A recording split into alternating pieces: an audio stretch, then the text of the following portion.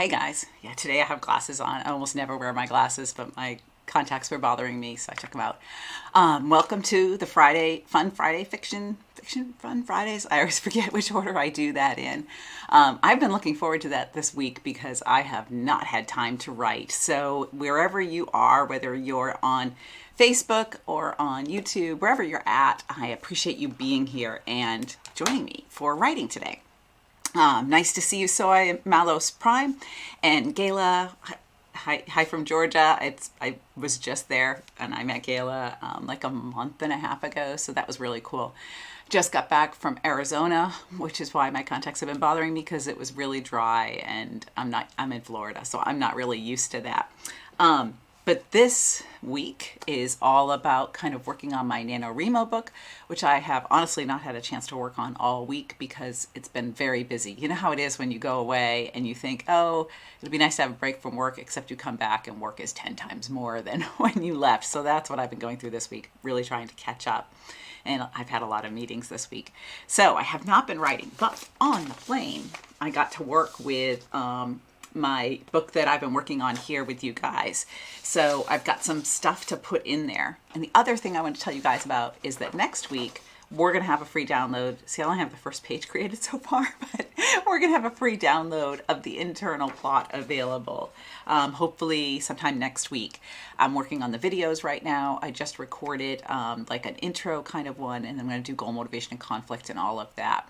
And if you didn't already see it, part 3 of external plot is live. Conflict, I will pop that link into the thing. And while we're doing that, why don't you guys tell me what you're working on and how so far your NaNoWriMo has been going. Have you been writing during National Novel Writing Month? It's a lot of words, right? National Novel Writing Month, lots of N's.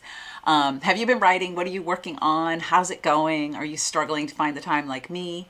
And also like where you're from, and so I know that we have had some people from Scotland and some people from England, which is super cool, and Canada. Not everybody necessarily speaks up in the chat, but if you are from somewhere interesting, be sure to drop that in there because I'm so grateful that you're here and that we can chat today about your writing. And as always, well, how we're going to do this is 10-minute sprints, which go by very fast. And the whole idea is to sprint like in track, right? Where you ran really, really fast, assuming if you did track. I never did track, but I did race as a runner when I got older and at my age.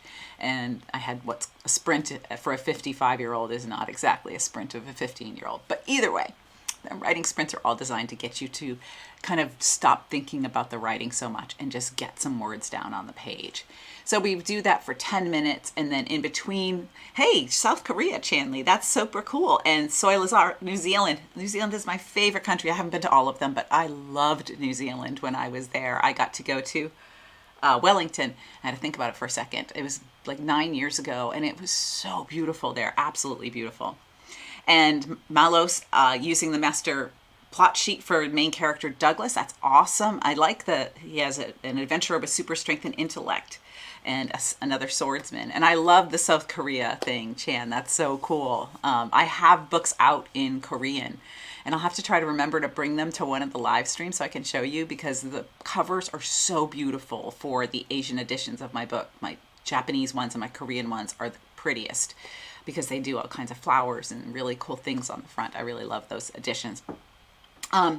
So we're going to do 10-minute sprints, and then I'll answer any writing questions that you have. So if you're struggling to get your thriller plot going or to make your character come alive, drop the question in the chat, and that's what we'll talk about in between. Because the great thing is it's an opportunity to pick my brain and also to get to know each other and to help each other. And in case you didn't know, which I didn't really remember to introduce myself, but I have published 85 books in 24 countries. And yes, even I can't believe that the number is that high. And I'm a New York Times, USA Today, Amazon, Publishers Weekly, best-selling and award-winning author. And I've written for 4 of the big 5 in several different genres, because you can't publish 85 books in one genre too easily in the amount of time that I did it. So I've done a lot of writing, and I'm happy to share with you guys what I know. So all that said, let's get to our first sprint. And the music's kind of dorky, but it's what comes with StreamYard, and I haven't invested in Epidemic Sound yet, but eventually. So let's do our 10 minutes, and you guys can write like the wind, and I will come back.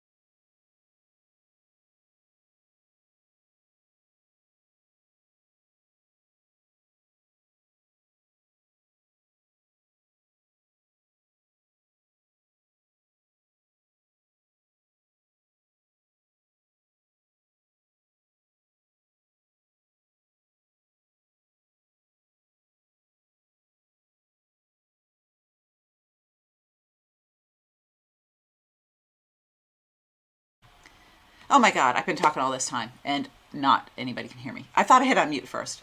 Okay, very blonde. It's been a long week. Oh my God, I just answered all of the question there and nobody heard it. Okay, I've got it. It was just that I did not hit unmute. But I talked for a really long time without anybody hearing it. Okay, so Malos Prime, what I was talking about with the hero's journey, and I was surprised that like nobody responding to that. So there you go. I swear I'm just gonna have to start editing these things and just take out the bad parts. So with the hero's journey, I'm not sure if you're talking about just describing the word or how to use the hero's journey, but whether to describe the world or how to use the hero's journey. But I think the answer comes to both. So if you look at a series like The Mandalorian, because that has a patchwork world, right? Like he goes to a bunch of different places. There's a bunch of different types of characters. They're all different races and aliens or whatever they're called in that world. But his hero's journey arc is the same throughout the series as he learns to open up to the baby Yoda, who is the cutest thing in the universe, and how he learns to form relationships and kind of, get rid of some of his gruffness and partner with other people and all of these other things that he learns, the people that mentor him, the people that betray him, all of that kind of stuff is part of his hero's journey. So each of those moments takes place in a world, on a planet, in a bar, in whatever happens to be in The Mandalorian for that particular episode. And that place has an impact on him. And how he sees that place usually has something to do with his history. So a lot of these places that he goes, he knows somebody there, and they, like when he sees Lando on whatever planet Lando's on, he has a history there with Lando. So his interpretation of the place and the things that he noticed are all colored by the people that are there and the history that he has. So if you have, say, The Mandalorian and a woman in a garden club walk into a garden, they're not going to notice the same thing about the setting. So you're only going to describe the things that that character would notice based on their history and the impact of that place on them. The garden club lady would be like, oh, look at that beautiful, delicate, rare rose. I don't know anything about roses, but she would notice that and she would be like, ooh, that's this genus blah, blah, blah plant and all of that. And I'm surprised they put it there because it needs more sun. All those kinds of details she would notice. The Mandalorian would walk in, he'd be like, okay, nice roses. And then he would be looking for the people that are skulking around in the shadows. He would not be impacted by the flowers unless that had some kind of an historical meaning in his life, like maybe there was white lilies on his mother's casket or something like that. But by and large, that character is not going to notice that world. So you want to describe that world based on how it impacts that character, if that makes sense. And hopefully that answers your question. And Linda, finding it difficult to give the book the emotional connection it needs. Again, it all comes back to impact. So when something happens in your book, you got to think about how it impacts the character deep down in their gut. And that's what we're going to start talking about next week. I showed you guys the handout. I'm going to start talking about the internal plot because that is the most critical plot. And it is the one that 99% of people struggle with. So it's hard to get it right because it's hard to write that emotional part. You've got to really go in deep and you've got to look at how did seeing that or touching that or smelling that impact you in that story or the character. So that's all of what you're trying to do.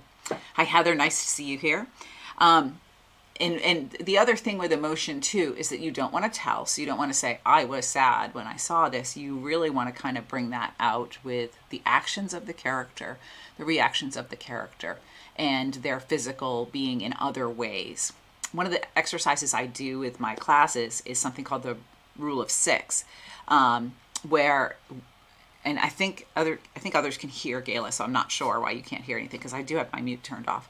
The Rule of Six, where I tell them to come up with 6 different ways to show something. So if you want to show that a character is angry, list 6 different ways. And when we did that in a group setting, like we said, okay, how are we going to show that this guy comes home angry from work? And the 6th one that my class came up with was he throws the roast out the window and then, lobs the potatoes after it. That's a different way of showing that you're angry than slamming a door or shouting at somebody or pounding a fist or whatever. Because we went through the normal, most traditional cliched ways and then came up with something that was a little bit more unique. So if you are struggling to show emotion or anything, just list 6 options because sometimes the 6th one is the most unique that you can come up with.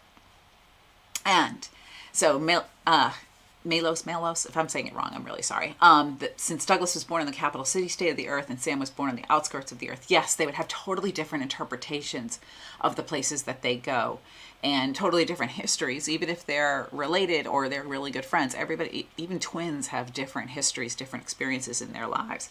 So yes, that would definitely happen. It would impact them differently, and they would have different personalities. Maybe one's more nurturing than the other. I remember watching Supernatural, and the two brothers are quite different. And the way that they react to situations, the way that they handle situations is different because of their differences in personality. And Function of Light 1, nice to see you here. And anybody else that has joined since then, feel free to drop in the chat what you're working on. I'm working on the notes that I cannot read and my book that I've been working on for a while.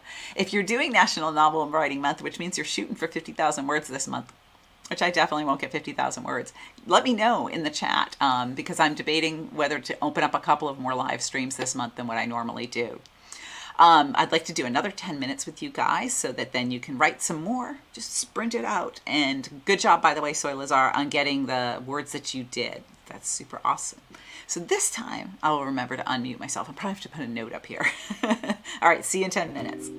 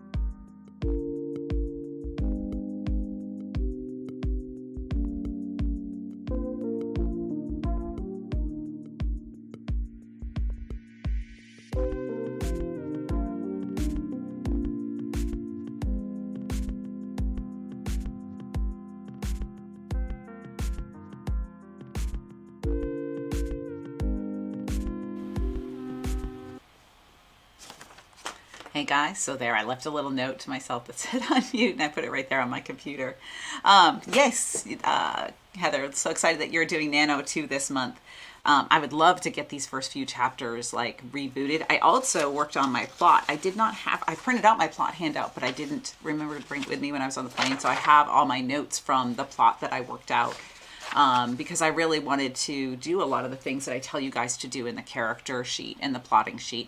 So I figured out her deep emotional wounds. And I think I did a video about this where I had already had 2 of them before I started the book, but sitting there and figuring it out gave me a 3rd one, which was pretty awesome. So I've got more to work with. And that changed some things that I was making note of as I was putting my changes into the manuscript. So I stopped editing it, went back and added in this 3rd deep emotional wound. And I think I might even play with that a little bit more. I also realized that the prologue that I've been hemming and hawing about definitely isn't going to work. I figured out a new prologue, but I haven't written it yet. I'm thinking I want to kind of get through this different stuff that I have, all these changes that I have in my manuscript right now before I add anything new. So, but again, I'm probably going to have to type this out because like I can't even read it. It's so bad. I'm sitting there, you guys can probably see me just puzzling over what the hell I wrote there.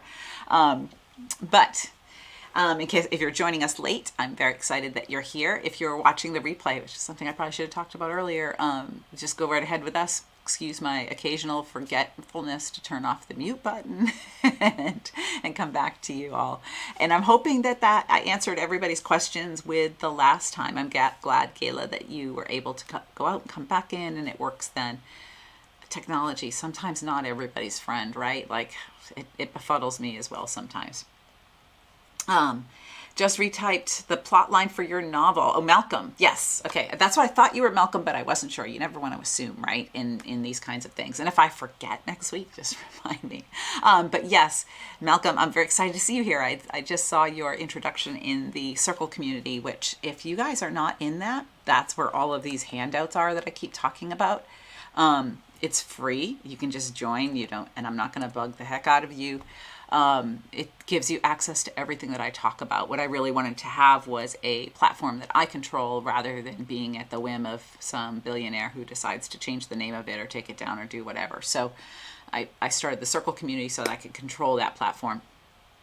It also gives you an opportunity to download extra handouts that I don't necessarily mention on my channel and to ask me questions in between. We usually have a book club book. I forgot to pick one for November. I've been traveling quite a bit, so it's been a little hard to keep up with everything.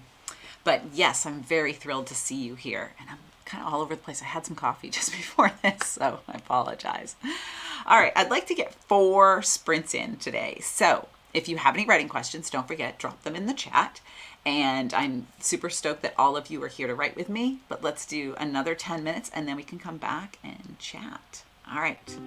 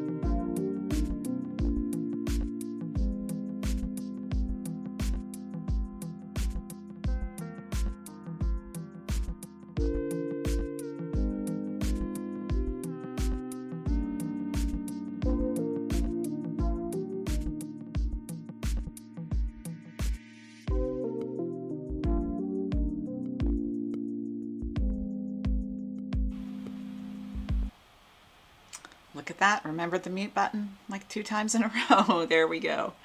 Okay. So I just went back and changed my tense. I've been going back and forth on the tense for this book on whether I want it to be past tense, which is what I normally write, or present tense. And I ended up ultimately deciding with present tense because I got to a section where present tense really works the best. And so I decided that's what I'm going to do. And I think never mind. I can't tell you guys because that would give away the plot. But I think I'll have another part of the book be different than that. So any more than that? So I don't want to tell you too much. Malcolm has a great question. If you have more than one protagonist, should you make a master plan for each one? Yes, because they are different personalities. They have different goals in life. Like, again, like I said, even if they're twins, they don't necessarily want the same thing. One may want to move to Idaho, one may want a job promotion, or one may want to get revenge for what happened to their father, and the other one just wants to make peace and move on. So no matter who they are, they have different goals. They have different deep emotional wounds because they've had different things happen to them over the history of their life. And their personalities are different, regardless of how close in age or DNA they are. So how they react to things will be different. And the more that you know that, the better you can make the characters come through on the page, especially if you're writing in something like first person. It can be really hard to differentiate the different voices. I read Lucy Foley's The Apartment. I think it was The Paris Apartment. It was really, really good. And she did multiple first-person protagonists. And you could really tell them apart because each of them had their own story. And she did a great job making this Agatha Christie multi-layered mystery of multiple characters. I bought the guest list for the plane. I'm taking another trip soon, and I bought that for the plane because I'm excited to read another Lucy Foley. Chances are it won't even make it till then. I'll probably end up ordering more books next week because I read a lot. But anyways, yes, every main character in your book should have a character master plan. It takes a little bit of time. It takes a little bit of figuring out, but it will significantly help you in deciding how they talk, why they talk, how they react, how they act, all of that. Their ages, where they grew up, all of that affects a number of things with the character, and that is how you differentiate your different characters in the book and help the reader bond with each of them in different ways. So make separate plans for the duo, yes. And yes, the main antagonist, it's really helpful. I've done that before when I've had a villain. I have done a character master plan for my villain, especially, excuse me, if your villain is in a lot of your book. Some like suspense novels and stuff, the villain is mostly off screen. You can still do the character master plan for them because you want to know why they're doing what they're doing, but you may not have to go as deep into them. But I definitely think that it's helpful to do that for the antagonist because even the most evil person, well, maybe not the most evil person, but even the villains usually have really good reasons, at least in their heads, for why they do what they do. And you can kind of sympathize with them when that happens. Like, I just did a clip with Darth Vader and Luke Skywalker in the video that's coming out Monday. And as evil as Darth Vader is, when you see the backstory for how he became who he is, you understand why he wants to bring Luke and Leia over to the dark side. Doesn't justify what he's doing, but you understand him. Hey, great job, Soy, on 286 words. That's awesome.